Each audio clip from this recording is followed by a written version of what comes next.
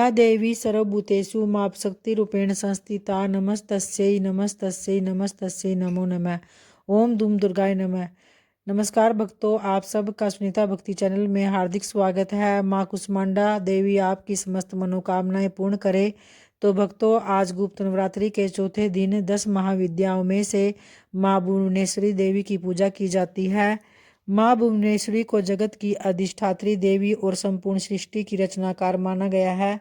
इन्हें शक्ति, ऐश्वर्य, सौंदर्य और ज्ञान की देवी के रूप में भी पूजा जाता है। धार्मिक मान्यताओं के अनुसार जब संसार में असुरों का अत्याचार बढ़ने लगा तो देवी देवताओं ने भगवान शिव से सहायता मांगी। तब माँ भुवनेश्वरी का प्रकट्य हुआ और उन्होंने भगवान शिव के साथ मिलकर दानवों का नाश किया।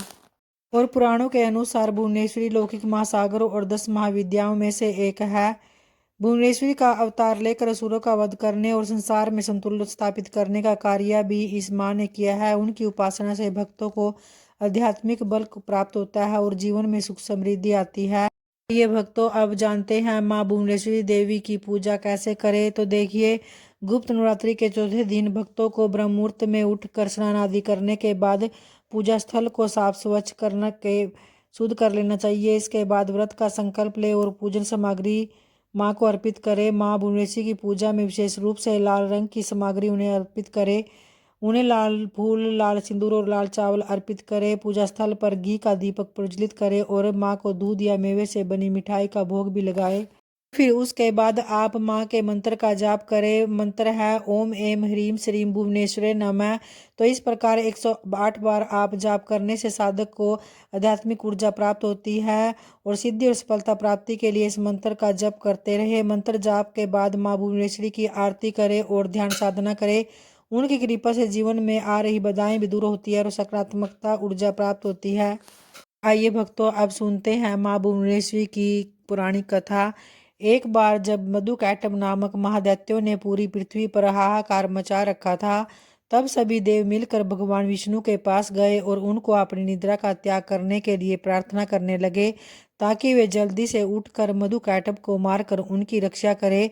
तो भगवान विष्णु ने निद्रा का त्याग किया तथा जागृत हुए और उन्होंने 5000 वर्षों तक मधुकैटभ नामक दैत्यों से युद्ध किया। बहुत अधिक समय तक युद्ध करते हुए भगवान विष्णु जब थक गए तो वे अकेले ही युद्ध कर रहे थे। अंत में उन्होंने अपने अंतःकरण की शक्ति योगमाया आद्य शक्ति से सहायता के लिए प्रार्थना की और तब देवी ने उन्हें आश्वस्त किया कि वे उन दैत्यों को अपनी माया से मोहित कर देगी। तो योग माया आद्य शक्ति की माया से मोहित होकर दैत्याबाई भगवान विष्णु से कहने लगे कि हमारा वध ऐसे स्थान पर करो जहाँ न ही जल हो और न ही स्थल। तो भगवान विष्णु ने दोनों दैत्यों को अपनी जंघा पर रखकर अपने चक्कर से उनके मस्तक को देह से लगा दिया और इस प्रकार उन्होंने मधुकैटभ का वध कर दिया, परंतु वे केवल निमित्त मात्र ही थे। उसके बाद ब्रह्मा, विष्णु और शंकर ने देवी आदिशक्ति योग निद्रा महामाया की स्तुति की, जिससे प्रसन्न होकर आदिशक्ति ने ब्रह्मा जी को सृजन, विष्णु को पालन और शंकर को संहार के देव चुना। ब्रह्मा जी ने देवी आदिशक्ति से प्रश्न किया कि अभी चारों ओर केवल जल ही जल फैला हुआ है, तो पंच तत्व, गुण, तन, मात्राएं और इंद्रिया कुछ भी व्याप्त नहीं है, तथापि तीनों देव शक्तिहीन है। देवी ने मुस्कुराते हुए उस स्थान पर एक सुंदर विमान को प्रस्तुत किया और तीनों देवताओं को विमान पर बैठाकर अद्भुत चमत्कार देखने का आग्रह किया। तीनों देवों के विमान पर आसीन होने के पश्चात वह देवी विमान आकाश में उड़ने लगा और उड़कर ऐसे स्थान पर पहुंचा जहां जल नहीं था। वह विमान वायु की गति से चलने लगा तथा एक सागर के तट पर पहुंचा। वहां का दृश्य अत्यंत मनोहर था और अनेक प्रकार के पुष्प वाटिकाओं से सुसज्जित था। तभी महादेवों ने एक पलंग पर एक दिव्यांगना को बैठे हुए देखा। देवी ने रक्त पुष्पों की माला और तांबर धारण कर रखी थी।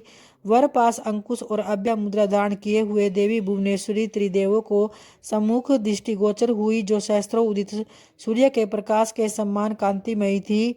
यह सब देखने के बाद भगवान विष्णु ने अपने अनुभव से शंकर तथा ब्रह्मा जी से कहा कि ये साक्षात देवी जगदम्बा महामाया है और इसके साथ ही यह देवी हम तीनों और संपूर्ण चराचर जगत के कारण रूपा है। तो तीनों देव भगवती भुवनेश्वरी की स्तुति के निमित्त उनके चरणों के निकट गए। तीनों देवों ने देवी के चरण कमल के नक्श में संपूर्ण जगत को देखा। ये सब देखने के बाद त्रिदेव यह समझ गए कि देवी संपूर्ण ब्रह्मांड की जननी है। आइए भक्तों, अब माँ अम्बे जी की आरती को प्रारंभ करते हैं। अम्बे तू है जगदम्बे काली, जय दुर्गे खप्पर वाली, तेरे ही गुण गावे भारती। ओ मैया हम सब उतारे तेरी आरती, तेरे भक्त जनों पर माता भीड़ पड़ी है बारी, दानव दल पर टूट पड़ो माँ करके सिंह सवारी, सो सिंहों से बलशाली, अष्टभुजाओं वाली, दुष्टों को तू ही ललकारती।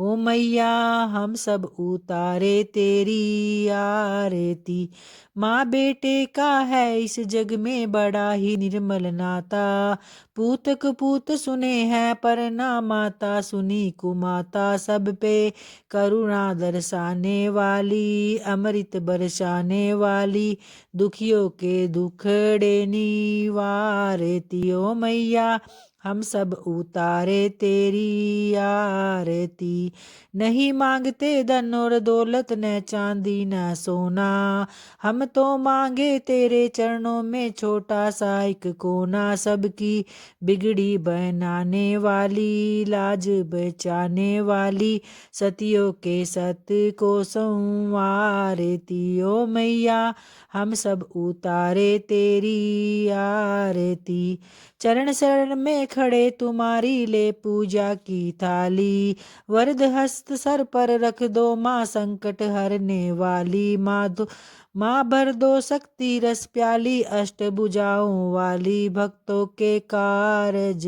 तू ही संवारती। ओ मैया हम सब उतारे तेरी आरती, अम्बे तू है जगदम्बे काली, जय दुर्गे खप्पर वाली, तेरे ही गुण गावे भारती। ओ मैया हम सब उतारे तेरी आरती, ओ मैया हम सब उतारे तेरी आरती। जय माता रानी की। धन्यवाद दोस्तों।